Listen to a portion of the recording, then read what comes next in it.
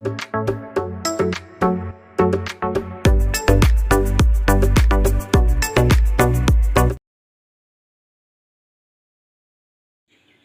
Morning, ഏവർക്കും study Nifty മലയാളത്തിൻ്റെ daily market ന്യൂസിലേക്ക് സ്വാഗതം. ഇന്ന് ഏപ്രിൽ 30 വ്യാഴാഴ്ചയാണ്.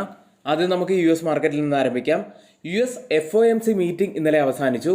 പലിശ നിരക്കിൽ മാറ്റം വരുത്തിയില്ലെങ്കിലും 1992 ശേഷമുള്ള ഏറ്റവും കൂടുതൽ അഭിപ്രായ ഭിന്നതകൾ ഉയർന്നു വന്ന ഒരു മീറ്റിംഗ് കൂടിയായിരുന്നു ഇത് എന്നാണ് അറിഞ്ഞത്. ഫെഡറൽ റിസർവ് ചെയർ ജെറോം പവലിൻ്റെ അവസാനത്തെ മീറ്റിംഗ് കൂടിയായിരുന്നു ഇത്. ഇനി ക്രൂഡ് ഓയിൽ പ്രൈസുകൾ കുതിച്ചു വരികയാണ്. $120 മുകളിലായിട്ടാണ് ക്രൂഡ് ഓയിൽ പ്രൈസുകൾ ഉള്ളത്. UAE ഒപ്പക്കിൽ, അതായത് ഓർഗനൈസേഷൻ ഓഫ് പെട്രോളിയം എക്സ്പോർട്ടിംഗ് കൺട്രീസിൽ നിന്ന് പിന്മാറുന്നു എന്നുള്ളത് തന്നെയാണ് ഇപ്പോൾ ഓയിൽ പ്രൈസുകൾ കുതിച്ചു വരാൻ കാരണമായിരിക്കുന്നത്. ക്രൂഡ് ഓയിൽ പ്രൈസുകൾ ഇത്തരത്തിൽ വലിയ തോതിൽ തന്നെ ഉയരുമ്പോഴും എന്തുകൊണ്ടാണ് ഇന്ത്യൻ വിപണി ഇപ്പോഴും ഒരു പോസിറ്റീവ് സെന്റിമെന്റ്സ് കാണിക്കുന്നത് എന്ന് ചോദിച്ചു കഴിഞ്ഞാൽ അതിൻ്റെ കാരണം മെയ് 4 വരാനിരിക്കുന്ന വെസ്റ്റ് ബംഗാൾ, തമിഴ്നാട്, ആസാം, കേരള എന്നീ സംസ്ഥാനങ്ങളിലേക്കുള്ള ഇലക്ഷൻ റിസൾട്ടിന്റെ ഭാഗമായിട്ടാണത്. നമുക്കറിയാം, റൂളിംഗ് പാർട്ടികൾക്ക് സംസ്ഥാനങ്ങളിൽ ഭരണം ലഭിച്ചു കഴിഞ്ഞാൽ അത് വിപണിക്ക് ഒരു പോസിറ്റീവ് സെന്റിമെന്റ്സ് ഉണ്ടാക്കും. ഇന്നലെ 6 മണിക്ക് ശേഷം പുറത്തു വന്ന എക്സിറ്റ് പോളുകൾ നോക്കുകയാണെങ്കിൽ വെസ്റ്റ് ബംഗാളിൽ ഒരു ഭരണമാറ്റത്തിന് സാധ്യതയുണ്ട്. അത് BJPക്ക് അനുകൂലമായിട്ടാണ് എക്സിറ്റ് പോളുകൾ കാണുന്നതും. വെസ്റ്റ് ബംഗാളിൽ BJP അധികാരത്തിൽ വരുമെന്നും ആസാമിൽ BJPക്ക് ഒരു തുടർ ഭരണം ലഭിക്കും എന്നുമാണ് എക്സിറ്റ് പോളുകൾ കാണുന്നത്. തമിഴ്നാടുവിൽ DMK അധികാരത്തിൽ തുടരും എന്ന് പറയുമ്പോൾ കേരളത്തിൽ UDFനാണ് സാധ്യത എന്നാണ് എക്സിറ്റ് പോളുകൾ പറയുന്നത്. ഇപ്പോൾ ഓപ്പൺ ചെയ്ത ഏഷ്യൻ മാർക്കറ്റുകളിൽ ജപ്പാൻ മാർക്കറ്റ് നിക്കി 1% ഇടിവിലാണ് ട്രേഡ് ചെയ്യുന്നത്. കോസ്പി മാർക്കറ്റ് 0.17% ഇടിവിൽ ട്രേഡ് ചെയ്യുമ്പോൾ ഗിഫ്റ്റ് നിഫ്റ്റി ഇപ്പോൾ ട്രേഡ് ചെയ്യുന്നത് 24,155 എന്ന നിലയിൽ 100 പോയിന്റ്സ് ഇടിഞ്ഞാണ് ട്രേഡ് ചെയ്യുന്നത്. അതായത് ഇപ്പോൾ സമയം 6 മണി കഴിഞ്ഞ് 50 മിനിറ്റ് ആണ്. ഇപ്പോഴത്തെ ഒരു നില വെച്ച് നിഫ്റ്റിയിൽ ഏകദേശം 90 പോയിന്റ്സിൻ്റെയൊക്കെ ഒരു ഗ്യാപ് ഡൗൺ ഓപ്പണിങ്ങിനാണ് സാധ്യതയുള്ളത്. ഇനി യൂറോപ്യൻ മാർക്കറ്റുകൾ ഇന്നലെയും ഇടിഞ്ഞ് തന്നെയാണ് ക്ലോസ് ചെയ്തിട്ടുള്ളത്. മിനിഞ്ഞാന്ന് പോസിറ്റീവിൽ ക്ലോസ് ചെയ്ത UK മാർക്കറ്റുകൾ ഇന്നലെ 1% മുകളിൽ ഇടിഞ്ഞാണ് ക്ലോസ് ചെയ്തത്. ഇന്നലെ US മാർക്കറ്റുകൾ മിക്സഡ് ആയിട്ടാണ് ക്ലോസ് ചെയ്തിട്ടുള്ളത്, കൂടാതെ ഒരു മ്യൂട്ടഡ് അവസ്ഥയിലുമായിരുന്നു. ഡൗ ജോൺസിലേക്ക് വന്നു കഴിഞ്ഞാൽ ഫ്യൂച്ചേഴ്സ് ഇപ്പോൾ ഇടിവിലാണ് ട്രേഡ് ചെയ്യുന്നത്. US നിന്നും ഏറ്റവും പ്രധാനപ്പെട്ട മാഗ്നിഫിസൻറ്റ് 7 കമ്പനികളിൽ വളരെ പ്രധാനപ്പെട്ട കമ്പനികളുടെ റിസൾട്ട് പുറത്തു വന്നിരുന്നു. മെറ്റ പ്ലാറ്റ്ഫോം റിസൾട്ടുകൾക്ക് ശേഷം 7% ഇടിഞ്ഞത്. Q1 ക്യാപിറ്റൽ എക്സ്പെൻഡിച്ചർ പ്രതീക്ഷകൾക്കും താഴെ എത്തിയതാണ് ഇടിവിന് കാരണമായത്. മൈക്രോസോഫ്റ്റ് ഓഹരി വില മാറ്റമില്ലാതെ തുടരുന്നു. റിസൾട്ടുകൾക്ക് ശേഷം ഇപ്പോൾ നേട്ടത്തിലുള്ളത് ആൽഫബറ്റ്, ആമസോൺ ഓഹരികളാണ്. ആൽഫബറ്റ് ഏകദേശം 7% നേട്ടമുണ്ടാക്കിയപ്പോൾ ആമസോൺ 3% ഉയർന്നത്. ആൽഫബറ്റ് ഉയരാൻ കാരണമായത് Q1 റവന്യൂ എക്സ്പെക്റ്റേഷനെ ബീറ്റ് ചെയ്തു. ആമസോണിൻ്റെ കാര്യത്തിലേക്ക് വന്നാൽ Q1 റിസൾട്ടുകൾ എക്സ്പെക്റ്റേഷനെ ബീറ്റ് ചെയ്തത് സ്റ്റോക്ക് 3% ഉയരാൻ കാരണമായി. US ലിസ്റ്റ് ചെയ്ത ഇന്ത്യൻ കമ്പനികളുടെ പ്രകടനം നോക്കിക്കഴിഞ്ഞാൽ ഇൻഫോസിസ് 0.69% നേട്ടമുണ്ടാക്കി. ടെക് സൈഡിൽ വിപ്രോ 0.49% ഇടിഞ്ഞപ്പോൾ ബാങ്കിങ് സൈഡിൽ ICICI ബാങ്ക് 1.32% ഇടിഞ്ഞു. HDFC ബാങ്ക് 0.36% ഇടിഞ്ഞു. ഡോക്ടർ റെഡ്ഡി ലബോറട്ടറീസ് 2% ഇടിവാണ് ഉണ്ടാക്കിയത്. ഗോൾഡ് പ്രൈസിലേക്ക് ഇന്നലെ പലിശ നിരക്കിൽ മാറ്റം വരുത്താത്തത് കൊണ്ട് തന്നെ ഗോൾഡ് പ്രൈസുകൾ ഇന്നലെ 1% മുകളിൽ ഇടിഞ്ഞു. Spot gold 1.2% ഇടിഞ്ഞത്. കേരളത്തിലെ ഗോൾഡ് പ്രൈസ് പവന് 1,10,320 എന്ന നിലയിലാണ്. ഓയിൽ പ്രൈസുകളിലേക്ക് വന്നാൽ നമ്മൾ പറഞ്ഞതുപോലെ $120 ഇപ്പോൾ ബ്രണ്ട് ഫ്യൂച്ചേഴ്സ് എത്തി നിൽക്കുന്നത്. ഇന്നലെ 6% നേട്ടവുമാണ് ഉണ്ടാക്കിയത്.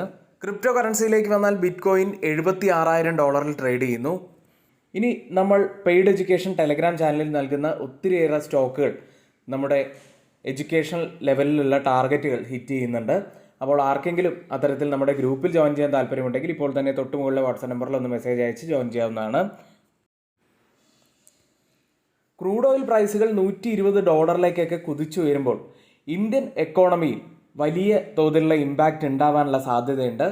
പക്ഷേ ഈ ഒരു ഇമ്പാക്റ്റ് അത് എലക്ഷൻ റിസൾട്ടുകൾ കൊണ്ട് മറികടക്കാൻ കഴിയുമോ എന്നതാണ് ഇന്നത്തെ ചോദ്യം. നിങ്ങളുടെ ഉത്തരം അതെ എന്നാണെങ്കിൽ എസ് എന്നും അല്ല എന്നാണെങ്കിൽ നോ എന്നും കമൻറ്റ് ചെയ്യുക. ഇനി നമ്മുടെ വീഡിയോ കാണുന്നതിൽ ഒരു പകുതി ആളുകൾ പോലും നമ്മുടെ വീഡിയോയ്ക്ക് ലൈക്ക് ചെയ്യുന്നില്ല. അതുകൊണ്ട് പരമാവധി എല്ലാവരും ഒന്ന് സപ്പോർട്ട് ചെയ്യുക, എല്ലാവരും ഒന്ന് ലൈക്ക് ചെയ്യുക. ചാനൽ സബ്സ്ക്രൈബ് ചെയ്യാൻ മറന്നു പോയിട്ടുണ്ടെങ്കിൽ ചാനൽ കൂടി ഒന്ന് സബ്സ്ക്രൈബ് ചെയ്യുക. ഇന്ന് റിസൾട്ട് വന്ന പ്രധാനപ്പെട്ട കുറച്ച് കമ്പനികളിലേക്കാണ്. ആദ്യം ബജാജ് ഫിനാൻസ് എന്ന കമ്പനി നെറ്റ് പ്രോഫിറ്റിൽ 22% വർധനവാണ് ഇയർ ഓൺ ഇയറിൽ രേഖപ്പെടുത്തിയത്.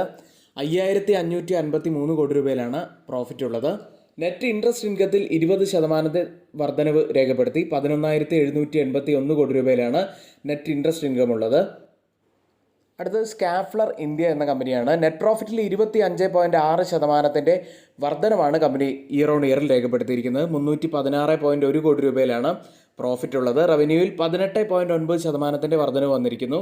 2585.6 കോടി രൂപയിലാണ് റവന്യൂ ഉള്ളത്. അടുത്തത് ഇൻഡിജീൻ എന്ന കമ്പനിയാണ്. പ്രോഫിറ്റിൽ 32.2% ഇടിവാണ് ഇത്തവണ ഇയർ ഓൺ ഇയറിൽ രേഖപ്പെടുത്തിയത്. 79.7 കോടി രൂപയിലാണ് പ്രോഫിറ്റ് ഉള്ളത്. റവന്യൂവിൽ 32.8% ഒരു വർധനവ് കാണുന്നുണ്ട്. മിക്സഡ് ആയിട്ടുള്ള ഒരു റിസൾട്ടാണിത്. അടുത്തത് RPG ലൈഫ് സയൻസസ് എന്ന കമ്പനി. പ്രോഫിറ്റിൽ 74.5% വർധനവ് വന്നിരിക്കുന്നു. 29.9 കോടി രൂപയിലാണ് പ്രോഫിറ്റ് ഉള്ളത് ഇയർ ഓൺ ഇയറിൽ. റവന്യൂവിൽ 23.6% വർധനവ് വന്നു.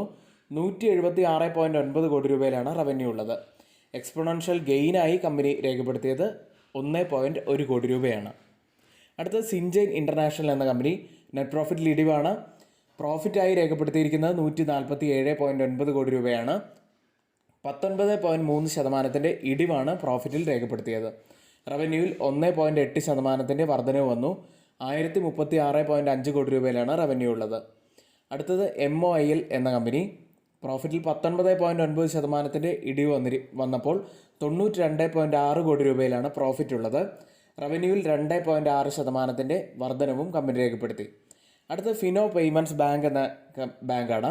പ്രോഫിറ്റിൽ 70.4% ഇടിവാണ് ഇയർ ഓൺ ഇയറിൽ നെറ്റ് പ്രോഫിറ്റിൽ വന്നിരിക്കുന്നത്. നെറ്റ് ഇൻട്രസ്റ്റ് ഇൻകത്തിൽ 31.5% വർധനവ് വന്നു. 35.2 കോടി രൂപയിലാണ് നെറ്റ് ഇൻട്രസ്റ്റ് ഇൻകം ഉള്ളത്.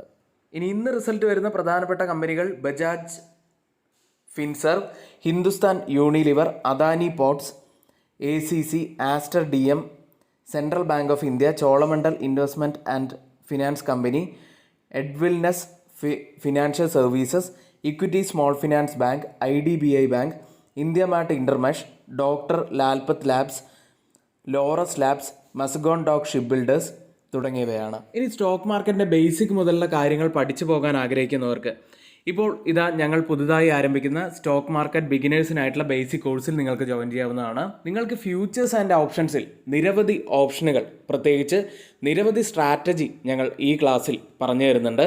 കൂടാതെ fundamental analysis, technical analysis, chart analysis, OI analysis എന്നിവയെല്ലാം ഈ ക്ലാസ്സിൽ ഉൾപ്പെടുത്തിയിട്ടുണ്ട്. അപ്പോൾ ഈ കോഴ്സിൽ ജോയിൻ ചെയ്യേണ്ടവർക്ക് ഇപ്പോൾ തന്നെ തൊട്ട് മുകളിലെ വാട്സാപ്പ് നമ്പറിൽ ഒന്ന് മെസ്സേജ് അയക്കാവുന്നതാണ്. അടുത്ത FIDA ആക്ടിവിറ്റിയിലേക്കാണ്. FIs ഇന്നലെ 2468 കോടി രൂപയ്ക്കാണ് ക്യാഷ് മാർക്കറ്റിൽ സെല്ല് ചെയ്തത്. DIs ആവട്ടെ 2262 കോടി രൂപയ്ക്ക് ഇന്നലെ ക്യാഷ് മാർക്കറ്റിൽ ബൈ ചെയ്തു. ഇന്ന് നിഫ്റ്റിയിലും ബാങ്ക് നിഫ്റ്റിയിലും ശ്രദ്ധിക്കേണ്ട പ്രധാനപ്പെട്ട കുറച്ച് കാര്യങ്ങളിലേക്കാണ്. ആദ്യം 24,178 182 പോയിൻറ്റ്സ് ഉയർന്നാണ് നിഫ്റ്റി ഇന്നലെ ക്ലോസ് ചെയ്യുന്നത്. നിഫ്റ്റിയിൽ ഇന്നലെ ഫോം ആയിരിക്കുന്നത് അപ്സൈഡിൽ നല്ല സെല്ലിംഗ് പ്രഷർ കാണിക്കുന്ന ഒരു ക്യാൻഡിൽ തന്നെയായിരുന്നു. ഇപ്പോൾ തന്നെ നിഫ്റ്റിയുടെ കാര്യം എടുക്കുകയാണെങ്കിൽ ഡൗൺ സൈഡിലെ ഈ ഒരു സപ്പോർട്ട് സോണിൽ നിന്നും നല്ലൊരു പുൾ ബാക്കാണ് ഇന്നലത്തെ ഹൈ വരെ നമുക്ക് ലഭിച്ചിരിക്കുന്നത്. അതായത് ഏപ്രിൽ 24 ലോ മുതൽ നല്ല ഒരു പുൾ ബാക്കാണ് ഇന്നലത്തെ ഹൈ വരെ ലഭിച്ചത് എന്നാണ് പറഞ്ഞത്. നമ്മുടെ വീഡിയോസൊക്കെ സ്ഥിരമായി കാണുന്നവർക്ക് ഒത്തിരിയേറെ ഉപകാരപ്രദമാവാൻ സാധ്യതയുള്ള ഒരു കാര്യം തന്നെയായിരുന്നു. നമ്മൾ സ്ഥിരമായിട്ട് ഈ സോണുകളെല്ലാം വളരെ പ്രധാനപ്പെട്ടതാണ് എന്ന് പറയാറുള്ളതാണ്. അത്തരത്തിൽ ഉള്ള ഒരു സോണിൽ നിന്ന് തന്നെയാണ് ഒരു റിവേഴ്സൽ ലഭിച്ചിട്ടുണ്ടായിരുന്നതും. അതുകൊണ്ട് തന്നെ നമ്മൾ ചെയ്യുന്ന ഈ വീഡിയോസ് നിങ്ങൾക്ക് ഉപകാരപ്രദമാവുന്നുണ്ട് എങ്കിൽ നിങ്ങൾ മാക്സിമം ഈ വീഡിയോസൊക്കെ ഷെയർ ചെയ്ത് കൊടുക്കുക. കൂടാതെ ആരെങ്കിലും ഈ വീഡിയോസിന് നിങ്ങളുടെ ലൈക്ക് ചെയ്യാൻ ഒന്ന് വിട്ടുപോയിട്ടുണ്ടെങ്കിൽ ലൈക്ക് കൂടി ഒന്ന് ചെയ്യുക. നിഫ്റ്റി ഏതായാലും കഴിഞ്ഞ കുറച്ച് ട്രേഡിംഗ് ദിവസങ്ങളായിട്ട് 23,800-നും 24,600-നും ഇടയിലായിട്ടാണ് ട്രേഡ് ചെയ്യുന്നത്. ഈ ഒരു സോൺ വളരെ നിർണായകമായിട്ട് തന്നെയാണ് കാണപ്പെടുന്നത്. കാരണം ഈ ഒരു സോൺ ബ്രേക്ക് ചെയ്ത് കഴിഞ്ഞാൽ മാത്രമേ ഒരു അപ്സൈഡ് അല്ലെങ്കിൽ ഒരു ഡൗൺ സൈഡിലേക്കുള്ള ഒരു നല്ല മൂവ്മെൻറ്റ് നമുക്ക് ലഭിക്കുകയുള്ളൂ. നിഫ്റ്റി ഇന്നലെ 20-ഡേ EMA ടച്ച് ചെയ്തെങ്കിലും അവിടെ സസ്റ്റെയിൻ ചെയ്യാൻ പറ്റാതെ തിരിച്ചിറങ്ങുന്നതാണ് കണ്ടത്. നിഫ്റ്റിയിൽ 20-ഡേ EMA ആയി വരുന്നത് 24,200-ഉം 50-ഡേ EMA ആയി വരുന്നത് 23,975-ഉമാണ്. അടുത്തതായി പുട്ട് സൈഡിൽ കൂടുതൽ ഓപ്പൺ ടെസ്റ്റ് സ്ട്രൈക്ക് ചെയ്തിരിക്കുന്ന സ്ട്രൈക്കുകളിൽ ആദ്യത്തേത് 24,500, അതിനുശേഷം 24,400, അതിനുശേഷം 24,300 സ്ട്രൈക്കുമാണ്. കോൾ സൈഡിൽ കൂടുതൽ ഓപ്പൺ ടെസ്റ്റ് സ്ട്രൈക്ക് ചെയ്തിരിക്കുന്ന ആദ്യത്തെ സ്ട്രൈക്ക് 24,000, അതിനുശേഷം 24,100, അതിനുശേഷം 24,200 സ്ട്രൈക്കുമാണ്. ഓപ്പൺ ഇൻട്രസ്റ്റ് ഡാറ്റ പ്രകാരം റെസിസ്റ്റൻസ് ആവാൻ സാധ്യതയുള്ളത് 24,500-ഉം സപ്പോർട്ട് ആവാൻ സാധ്യതയുള്ളത് 24,000-ഉമാണ്. ഇനി കഴിഞ്ഞ കുറച്ച് ദിവസങ്ങളായിട്ട് നിഫ്റ്റിയെ കൂടുതൽ സമ്മർദ്ദത്തിലാക്കുന്നത് ബാങ്ക് നിഫ്റ്റി ആയിരുന്നു. ഇന്നലെയും നമുക്ക് ഇവിടെ കാണാൻ കഴിയുന്നത് പോലെ തന്നെ അപ്സൈഡിൽ നിന്നും നല്ലൊരു സെല്ലിംഗ് പ്രഷറാണ് കാണാൻ കഴിഞ്ഞത്. ബാങ്ക് നിഫ്റ്റിയുടെ ക്യാൻഡിൽ നോക്കിക്കഴിഞ്ഞാൽ കുറച്ചുകൂടി ക്ലിയർ ആയിട്ട് നമുക്കത് മനസ്സിലാകും. അപ്സൈഡിൽ നല്ല സെല്ലിംഗ് പ്രഷർ കാണിക്കുന്ന ഒരു ക്യാൻഡിൽ തന്നെയാണ് ബാങ്ക് നിഫ്റ്റിയിൽ ഫോം ആയിട്ടുള്ളത്. കൂടാതെ ഒരു റെഡ് ക്യാൻഡിലുമാണ് ഇന്നലെ ഫോം ആയത്. നമ്മൾ പറഞ്ഞ പ്രധാനപ്പെട്ട റെസിസ്റ്റൻസ് ഏരിയ ആയിട്ടുള്ള 56,120 ഇന്നലെയും മിനിഞ്ഞാന്നും ടച്ച് ചെയ്തെങ്കിലും അവിടെ സസ്റ്റെയിൻ ചെയ്യാൻ പറ്റാതെ ഡൗൺ ആവുന്നതാണ് കണ്ടത്. ഇനി അപ്സൈഡിൽ 56,120 ബ്രേക്ക് ചെയ്ത് ഒരു വീക്ക്ലി ക്ലോസിംഗ് വെക്കുന്നുണ്ടോ എന്ന് തന്നെയാണ് നമ്മൾ നോക്കേണ്ടത്. ഡൗൺ സൈഡിലേക്ക് വന്നാൽ ആദ്യം 54,988 തുടർന്ന് ഡൗൺ സൈഡിലെ ഈ ഒരു സോണും പ്രധാനപ്പെട്ടതാണ്. അതുകൂടി ഒന്ന് വാച്ച് ചെയ്യേണ്ടതുണ്ട്. ഇന്നിവിടെ നമ്മൾ പറഞ്ഞ എല്ലാ കാര്യങ്ങളും ഏറ്റവും ഓതറൈസ്ഡ് ആയിട്ടുള്ള സൈറ്റുകളായ Money Control, Mint, Reuters, CNBC, Financial Express തുടങ്ങിയ മാധ്യമങ്ങളിൽ നിന്നാണ് എടുത്തിരിക്കുന്നത്.